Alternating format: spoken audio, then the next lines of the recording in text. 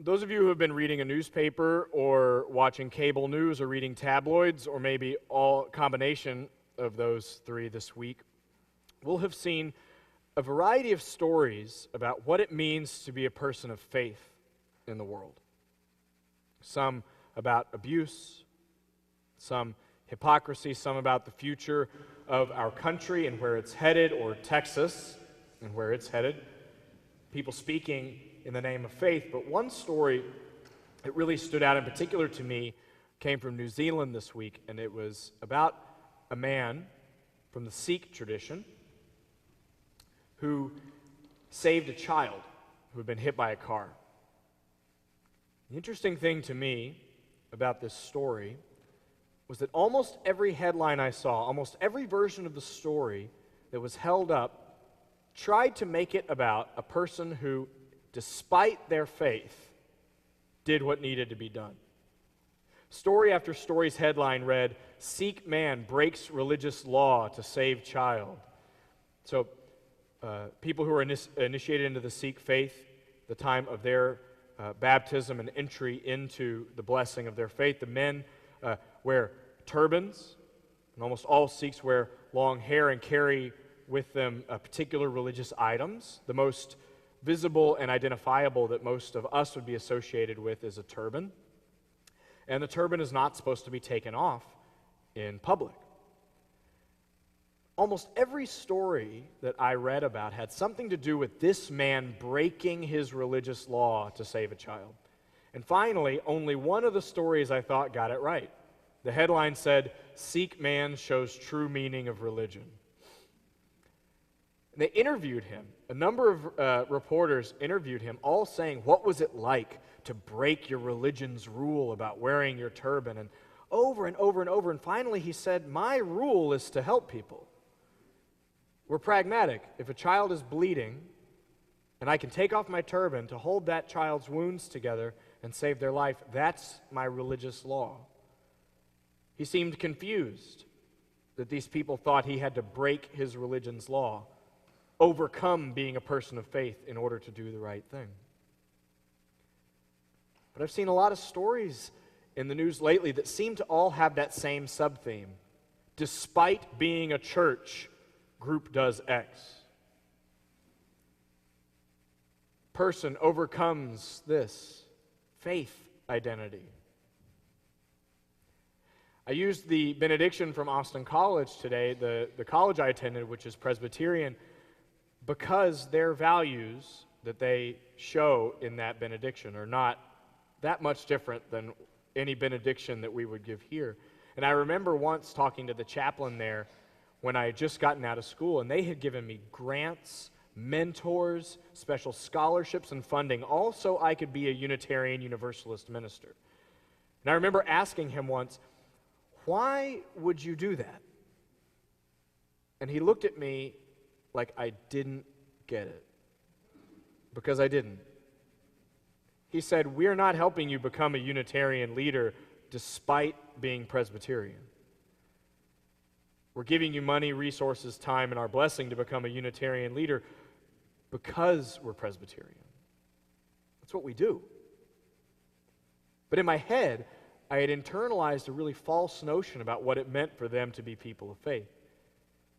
In seminary, I worked at a place called the Pluralism Project at Harvard, and it's a religious diversity research institute. And my job was the Sikh and Muslim beat of the researchers and reporters. When there were new Sikh or Muslim communities in town or locally in Massachusetts, I went and interviewed them, welcomed them into this interfaith collective of this community in Boston.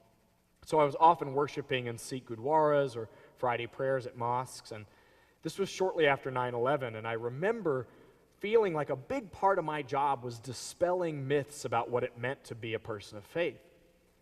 And then I would come back to classes at seminary and work on dispelling myths about what it meant to be a person of faith in Texas. Because people in my classes would often say things like, "Aaron, can you give us the conservative viewpoint on that?" No, I can't. What does a Baptist think about that? I don't know, you should ask one. Or as a recent Harvard Crimson article says, people would tell a little joke, a joke that I know very well, and it was told a lot during my time there in seminary. It's 2 words long: the South. That's all you had to say. In any context, the South. And all of a sudden you saw people smile. They knew exactly what you were talking about. Those people. Those people. Except for the brave young researcher or academic who had decided to spend some time in the field studying those people and had found some decent ones among them that they wanted to lift up. I remember how often I had to dispel the myth that all of us down here are a certain way.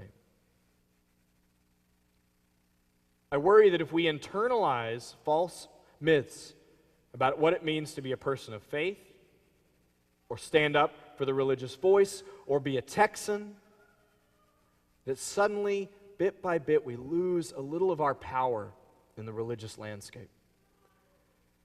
I remember talking with a woman in a church I served in Austin who I think had done just that. We were setting up, it was Wednesday night, we were going to have a midweek worship service and some religious education classes.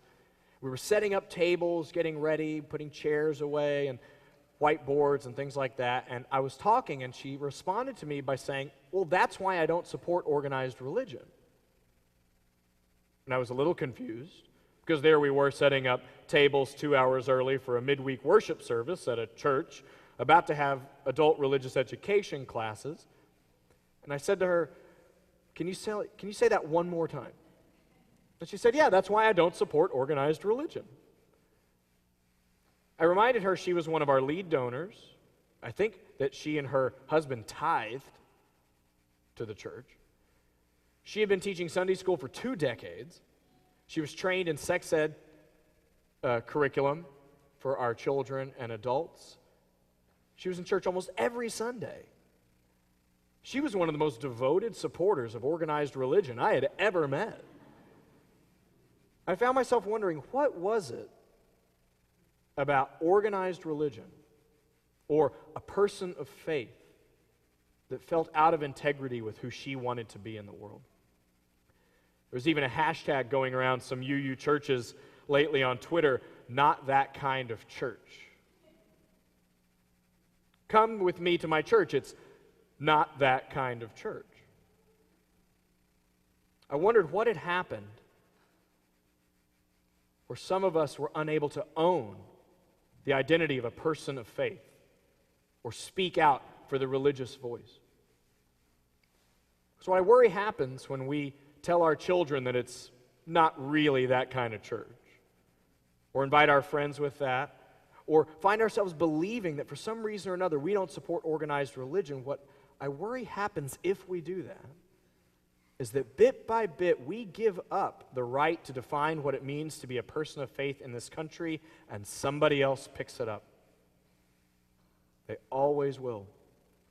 And sometimes those people will discriminate, exclude, and oppress in the name of religion itself.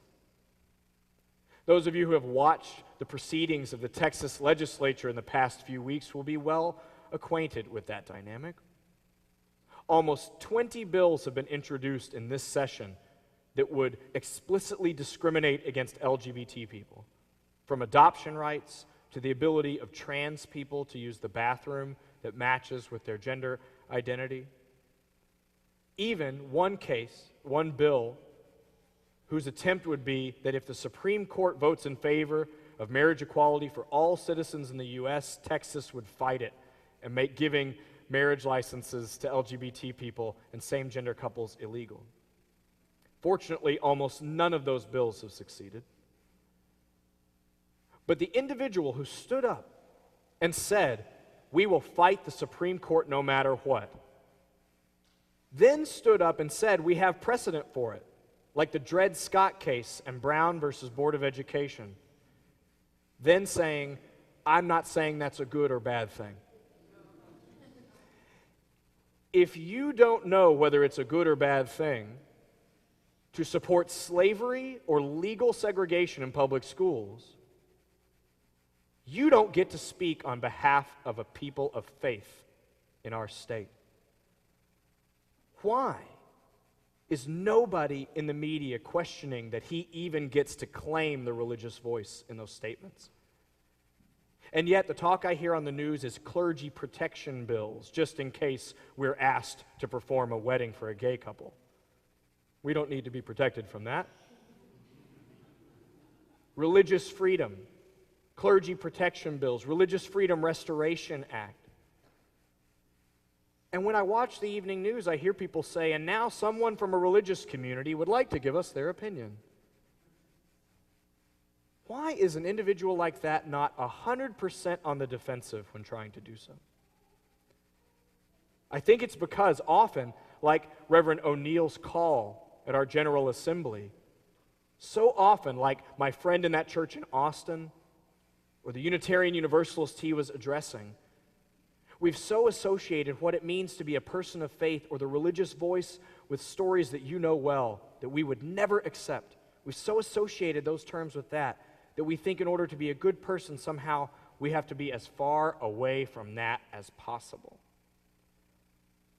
I'm certain that, like me, you get used to knowing that when you hear someone say, well, as a person of faith, that the next thing out of their mouth is going to be cringeworthy sometimes.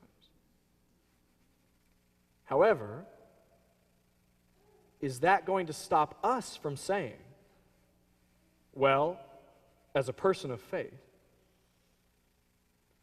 Because now we need a different story.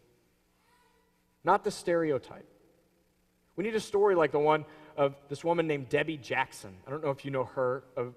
A video that she made went viral a couple of weeks and months ago because Ricky Martin retweeted it. It's this woman who's standing up for her transgender daughter and laws that would restrict her ability to be free. She's 7. And she's standing up, fighting for the rights of her daughter. And she said that she's been getting all of these critiques about who she is and why she stands up for her child. And 2 of them are that she is part of the liberal gay agenda. Well, she said, well, I can't be part of the liberal gay agenda because I'm a conservative Southern Baptist Republican mom from Alabama. And the second critique she gets is that her God doesn't support and love her child. So she held up Bible verses that showed that her God does in fact love and support her child equally and cares about the interior character of who she is and not society's expectations of her body. But I think it would be easy for us to hear a story like hers and to dismiss it as a quaint or happy anomaly. Finally, one of they, them, is on our side. Instead of lifting up voices like Debbie Jackson's over and over again as the mainstream opinion in the United States. Because whether it makes us feel special or not, inclusivity is now the majority opinion. Recent Pew data shows that 54% of Americans support full legal equality for LGBT people. I wish the number was higher, but right now a majority of Americans do. Now that's less than Ireland, who voted overwhelmingly this weekend to affirm marriage equality in one of the most Catholic countries in the world.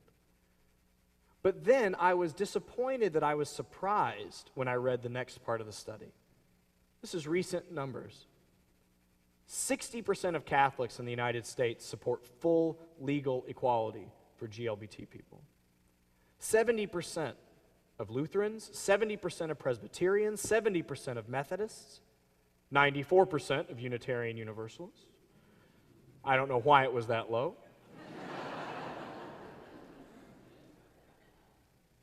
I was reading the numbers and it said, you're more likely to support full legal equality for LGBT people in this country if you are regularly attending a Catholic church than the average American.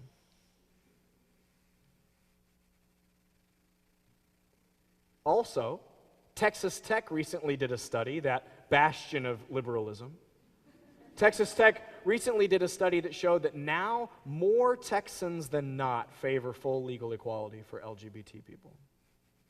I want to repeat that. More Texans than not support full legal equality for LGBT people. You're more likely to support inclusivity as a church-going American than not. You're more likely than not to find a supporter of full legal equality in every Catholic, Presbyterian, Lutheran, Methodist, Unitarian church in this country than anywhere else. And yet the story we have told is that, well, I'm a person of faith and therefore has to be followed by something that we can't live with. Even the scriptures themselves support this trend. If you read the biblical narrative of the person of Jesus literally, if you read it literally, then it says that the fullness of who God is was made known in a baby born to an unwed teenage mom in occupied territory, occupied by an empire which was the strongest, most militarized country on earth, that he grew up among the company of prostitutes and criminals, that likely he could not read because he was the son of a carpenter and friends of fishermen, that early on in his life his parents took him across borders without documentation, and he died executed at the hands of the state. The most literal reading of the Bible says that God's fullness showed up in a baby born to an unwed teenage mom in occupied territory who was likely illiterate, undocumented, and died as a death row inmate. I'm not ready to give up that Jesus or that Bible or that notion of what it means to be a faithful person to anyone who would use those texts to oppress children or LGBT people, to argue with fear against the immigrant or stranger.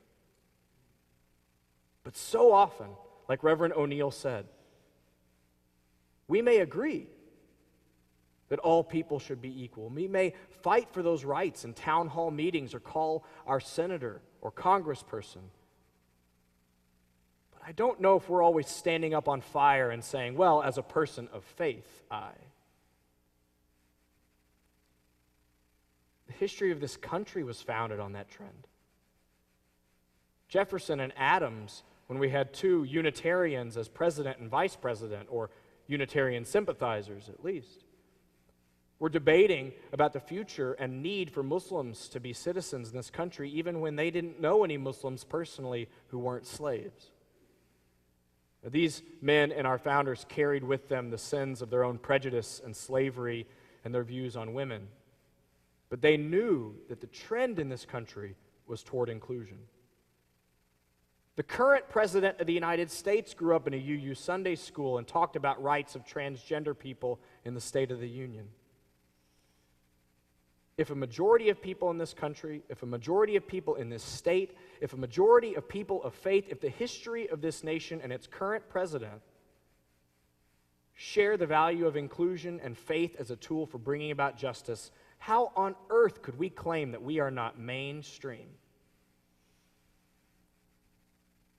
If we are going to create the beloved community on earth, it's going to mean that we need to be a little less special, a little less unique in the landscape of what it means to be religious. Because no matter what the headlines want to tell us, being religious also looks like a man who removes his sacred turban to save the life of an injured child. Being religious looks like a Southern Baptist mom from Alabama knowing that her God equally loves her transgender daughter. Religion also looks just like this. But if we don't stand up clearly, articulately, passionately, on fire as people of faith, the only stories people have of people of faith will be ones that we're not getting to define. The Roman senator and philosopher Cicero said that freedom is participation in power. Now, as a people who talk a lot about freedom, we can mean that as freedom from creeds, freedom from oppression, freedom from all of the parts of religion or the world that harm us. when we are called to use our freedom not to be free from things that harm us, but to be free to participate in things that heal and save human lives. So my challenge on this day, on this Memorial Day weekend, when we celebrate those who would give everything they have in defense of what our country can be, who do so in the name of freedom, my challenge to us would be that we take up the religious voice proudly, that we use the phrase "as a person of faith" more and more, that we stand up knowing that we own and have a right to that language and that history and that voice as much as any other person in this country. Let us be proud and clear and articulate in that vision, often enough that when people start hearing the phrase "as a person of faith," they think, well, here's something inclusive again. We can participate in power by holding up the mainstream opinion, which is that a person of faith is a lover of the poor, a lover of justice, a lover of children, a lover of women who make hard decisions about their own bodies and medicine, a lover of immigrants and strangers and outcasts, until the beloved community on earth is made real and nothing less. Let us participate in that, my friends. May it be so. Amen.